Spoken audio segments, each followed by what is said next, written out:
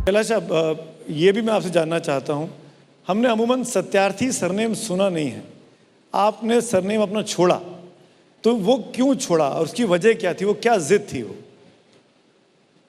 मैं एक ब्राह्मण परिवार में पैदा हुआ जहाँ मेरे माता पिता भाई वगैरह सब छुआछूत मानते थे और मुझे बचपन से ही ये लगता था कि ये बात 60 साल पुरानी है, तो और ज़्यादा बुरी हालत थी। अब तो इतना नहीं है असर उसका, लेकिन पहले था। तो मैं गांधी जी से प्रभावित हुआ छुआछूत के खिलाफ, और जब मेरी उम्र 15 साल की थी तो मैंने कुछ नेताओं के भाषण सुने और बहुत बड़ी बड़ी बातें उन करते थे मेरे शहर विदिशा में। तो मेरे मन में आया कि एक भोज रखा जाए जिसमें जो मेहतरानी कहलाने वाली हमारी दलित माताएं हैं, बहनें हैं, वो खाना आके पकाएं, और ये नेता जो गांधीवादी हैं, गांधी जी की बात करते हैं, यही सबसे आगे रहेंगे, क्योंकि ये तो पहले से ही क्रांति कर चुके हैं। मेरे मन में था ये, मैं नहीं जानता था कि कितना बड़ा फ़र्क है उनके बोलने में और करने में। तो मैंने एक भोज आयोजित किया अपने मित्रों के साथ। उस भोज में उन सबको बुलाया, उन्होंने हाँ कर दिया, लेकिन कोई आया नहीं। एक भी व्यक्ति हमारे उस खाने में नहीं आया जो खाना हमारी उन माताओं ने पकाया। बहुत दुख हुआ मुझे। गांधी जी की एक नए पार्क के सामने हमने एक बैठ के ये रखा था। मैं गांधी जी की मूर्ति के बगल में खड़ा था और मैं सोच रहा था कि कितना मजाक, कितना भद्दा मजाक है, गांधी जी के नाम पर बड़ी बड़ी बातें लोग करते हैं।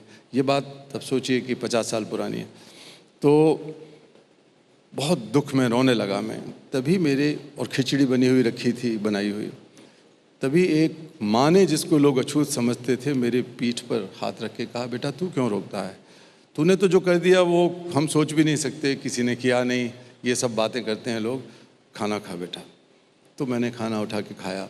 घर आया तो पंडितों ने और सब लोग हमारे बैठे हुए थे, रिश्तेदार, जान पहचान के लोग, कहा कि इसको अब परिवार को देश जाति निकाला दे दो, या इनको जाना पड़ेगा हरिद्वार, वहाँ पर मुंडन करा के और गंगा स्नान और 101 ब्राह्मणों का भोज।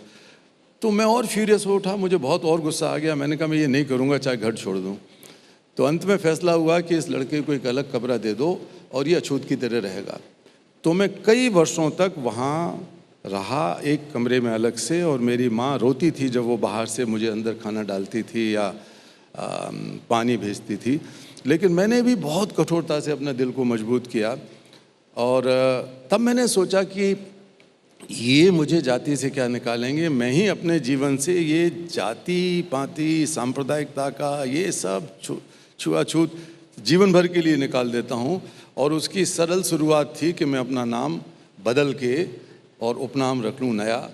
तो सत्यार्थी नाम मैंने रख लिया। क्या बात।